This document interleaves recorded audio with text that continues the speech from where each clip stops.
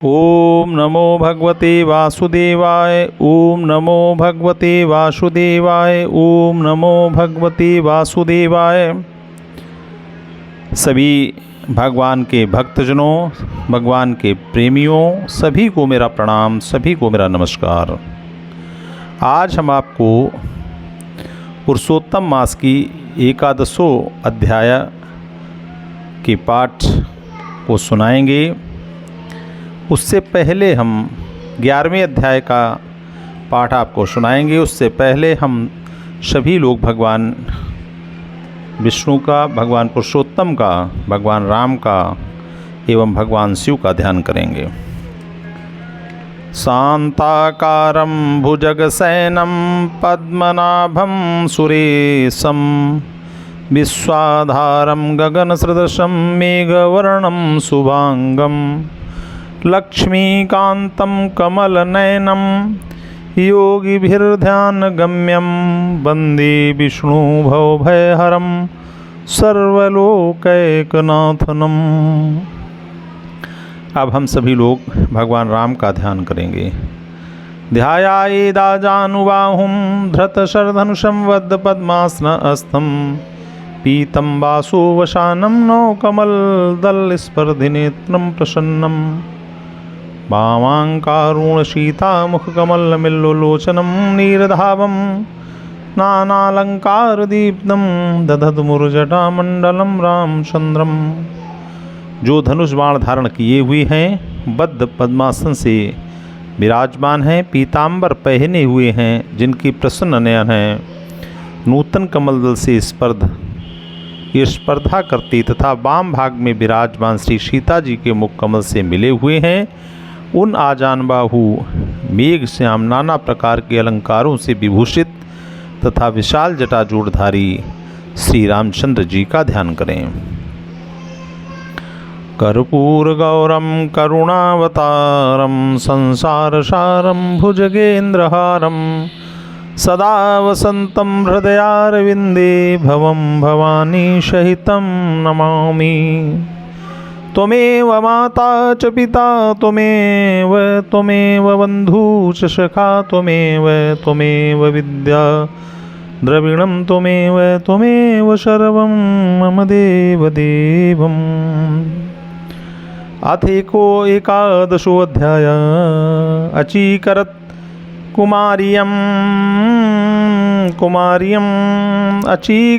कुमार्यं महत्कर्म सुदुष्करं मुनीनामापि सर्वेषां तन्मे वद महामुने। हे मुनिश्रेष्ठ, समस्त मुनियों के लिए भी तपस्या करना बड़ा दुष्कर कार्य है, किंतु उस ऋषि कुमारी ने ऐसा कठोर कार्य कैसे किया, कृपया आप इसे बतलाइए। श्री नारायण ने कहा। तत्पश्चात उस मुनितनया ने सनातन शांत पंचमुख भगवान शिव का ध्यान करके अत्यंत भीषण तप आरंभ किया।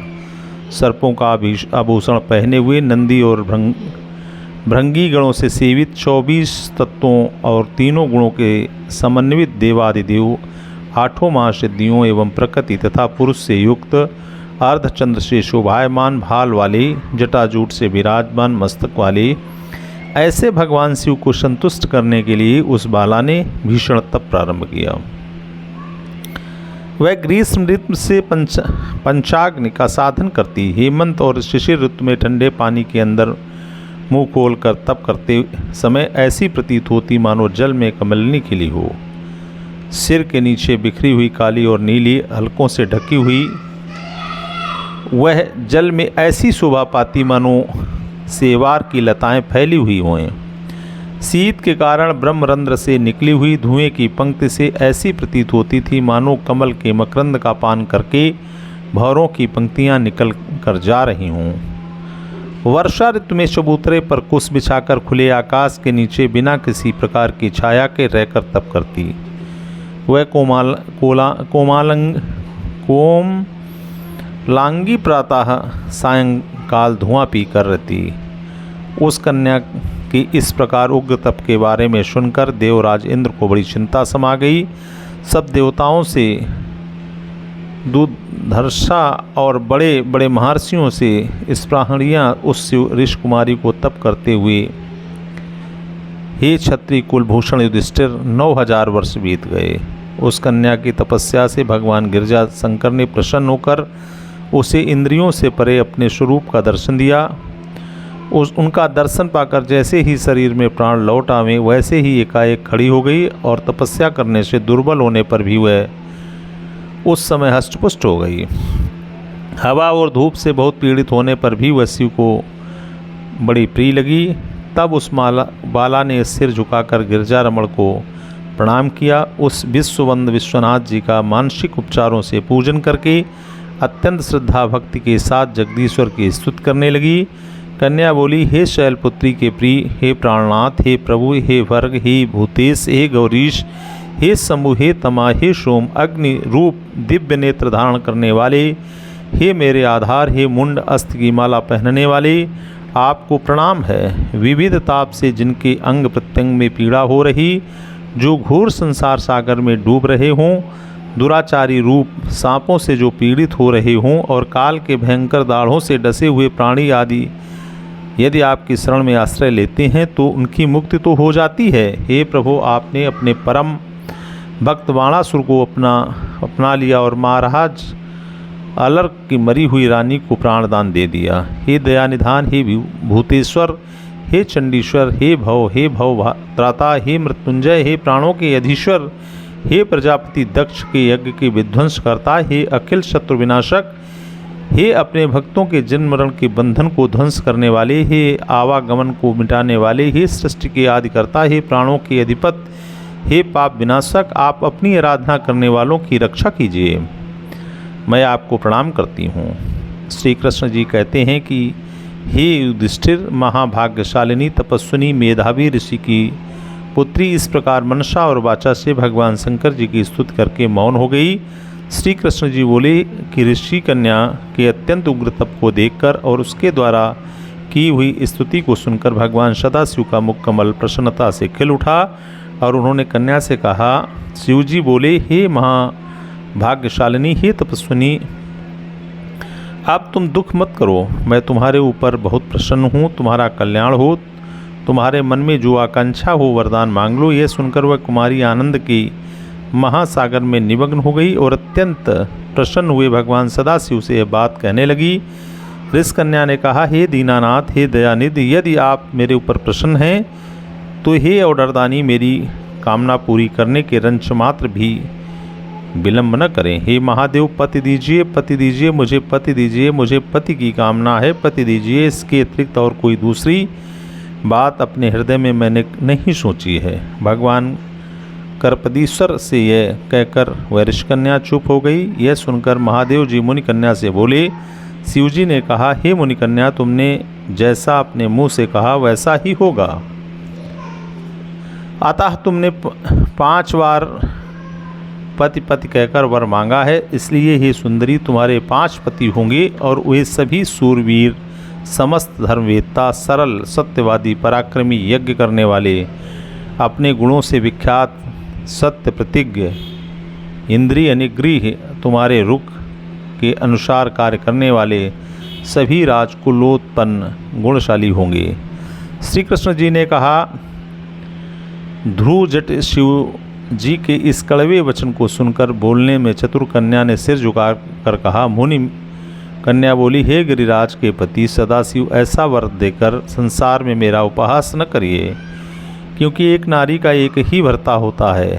ऐसा तो कहीं न देखा गया न सुना गया है कि नारी तो एक हो और उसके पति 5 हों। हाँ, यह संभव है कि एक पुरुष को 5 पत्नियां हो सकती हैं। हे शंभु, एक कृपा निधान, आपकी आराधिका होकर भी मैं 5 भर्ता वाली कैसे हो सकती हूँ। मेरे संबंध में इस प्रकार का वचन कहना आपको शोभा नहीं देता। आपकी पुजारिन होने के कारण जो मुझे लज्जा हो रही है वह आप अपने ही पर ही समझिए। कन्या की इस बात को सुनकर शिव शंकर जी उससे फिर बोले। शिवजी ने कहा, हे वीरू हृदय वाली कन्या, इस जन्म में तो तुम्हें पति सुख नहीं मिलेगा, परंतु दूसरे जन्म में जब तुम अपनी तपस्या के प्रभाव से आयुनिजा के रूप में यज्ञ कुंड से उत्पन्न होगी, तब पतिजन्या सुख को प्राप्त कर अनंतर परम पद की अधिकारिणी होगी। क्योंकि पूर्व जन्म में मेरे प्रिय स्वरूप दुर्वासा का तुमने अपमान किया है। हे सुंदर बाहों वाली ललना, यदि दुर्वासा कुपित हो जाएं तो ये तीनों भुवनों को भस्म कर दे सकते हैं, परंतु तुमने तो अंधकार के वशीभूत होकर ब्रह्म तेज का मर्दन कर दिया है। जिस अधिमास को भगवान श्री कृष्ण ने अपना समस्त निजी ऐश्वर्य प्रदान कर दिया, उस भगवान के परम प्रिय पुरुषोत्तम मास का तुमने व्रत नियम नहीं किया। मैं तथा ब्रह्मा से लेकर समस्त देवगण और नारद से लेकर जितने तपस्वी लोग हैं, जिनके आदेश का पालन करते हैं, वे मुनि कन्या, उनके आदेश का कौन उल्लंघन कर सकता है। हरि अबोध वाला, दुर्वासा की आज्ञा से भी तुमने उस विश्ववंद पुरुषोत्तम मास की आराधना नहीं की। अतः हे ब्राह्मण कुमारी, तुम्हारे 5 पति होंगे। हे बालिके, तुम पुरुषोत्तम मास के व्रत पूजन आदि का खंडन करने के कारण अब यह टल नहीं सकता। इस पुरुषोत्तम मास की जो आलोचना करते हैं, वे घोर नरक नरक के अधिकारी होंगे। पुरुषोत्तम मास का अपमान करने वालों को विपरीत फल प्राप्त होता है। यह बात कभी भी अन्यथा नहीं हो सकती।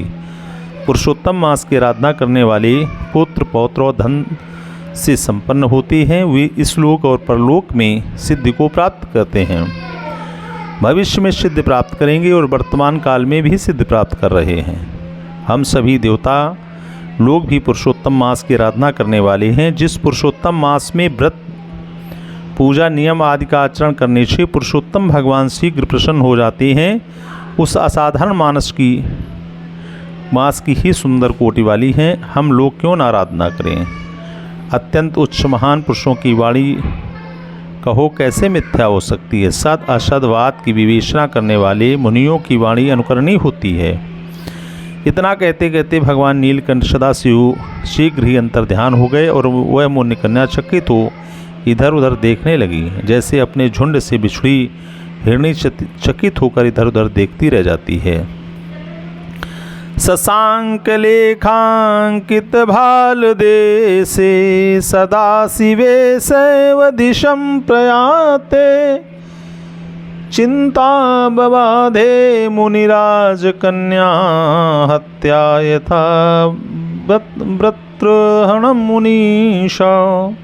शोध जी कहते हैं, हे मुनिवरों, दिति की चंद्रलेखा से युक्त भाल वाले सदाशिव जब उत्तर दिशा की ओर चले गए, तब वृत्तासुर को मारकर जैसे देवराज इंद्र को ब्रह्महत्या के संबंध में चिंता हुई थी, उसी प्रकार मुनिराज की कन्या को भी दुर्वासा के वाक्य का उल्लंघन करने के कारण अपने भावी जीवन की चिंता समा गई। इस प्रकार श्री ब्रह्मनारदी पुराण के अंतर्गत पुरुषोत्तम मास महात्म्य में वर्णित श्री नारायण नारद संवाद के प्रसंग में शिववाक्य नामक 11 अध्याय समाप्त हुआ। अब हम सभी लोग भगवान की स्तुति करेंगे।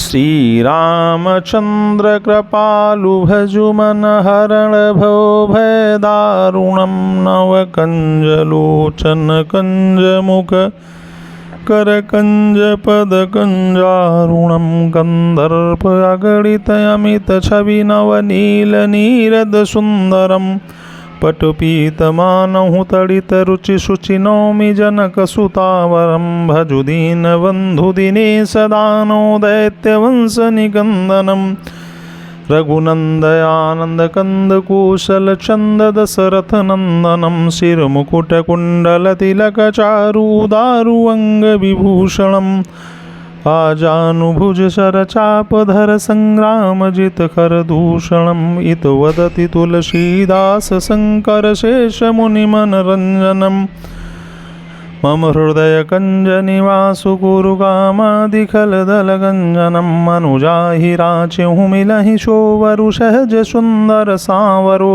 करुणा निधान सुजान सीलु सनेहु जानत रावरो यह भांति गौरी आशीष सुन सिय सहित हर्षित अली तुलसी भवानी पूजि पुनि पुनि मुदित मन मंदिर चली जानि गौरी अनुकूल सिय ही हर सुन जाई गई मंजुल मंगल मूल वामंग फरकन लगे बुलो वर्षिया वर रामचंद्र की जय, पुरुषोत्तम भगवान की जय। सभी पुरुषोत्तम भगवान के प्रेमी जन, कथा सुनने वाले सभी को मेरा प्रणाम, सभी को मेरा नमस्कार।